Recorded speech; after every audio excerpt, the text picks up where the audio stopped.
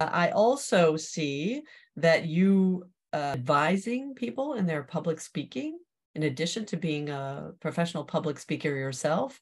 Can you speak a little bit about that and what that experience has been like for you? It started with advising fellow Toastmasters on their Toastmaster speeches. Then after the World Championships happened, I started getting requests from around the world from aspirant speakers who wanted to crack the World Championship stage, the big lights, as I call it. And I had a lot of fun, but then I had to start prioritizing as well. So I decided for myself, I would mentor 10 speakers a year within the Toastmasters fraternity for the World Championship. I was always open to mentor my club members and district members outside of the World Championship. But when it comes to World Championship, I said, let me pick 10 a year for me to be able to invest that time. That was quite a lot of time. So that was a tremendous journey for me, because I couldn't look at others through my own lens. How would I deliver that speech? I would have to look at it from their shoes, from their lens. How can they be their best on stage, right?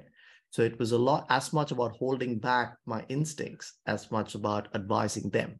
So that was a terrific journey from 2015 to around 2021, before this entire virtual stuff started.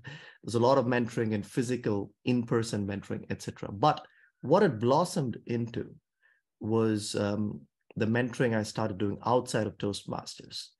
I started mentoring senior executives on how to present strategy to employees in a way that pulls them, not pushes the strategy, but pulls them into it. How to generate buy-in through public speaking.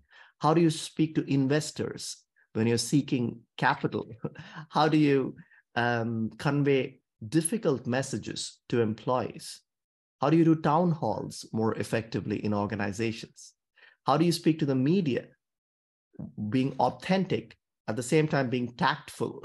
So these sessions with non-Toastmasters truly benefited me as much as it did to them. I always have this line, Kate. This was said by a past international president of Toastmasters. She said, you don't join Toastmasters to become better at Toastmasters.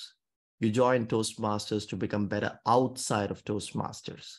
There's always a reason why we join Toastmasters, which is often something outside of Toastmasters.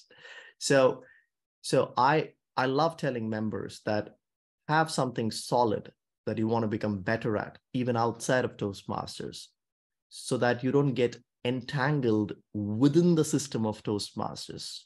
I know a lot of people who were not made an area governor, so they left Toastmasters being angry. But that's like getting entangled within the system of Toastmasters and losing sight of what you can be outside the world of Toastmasters using Toastmasters.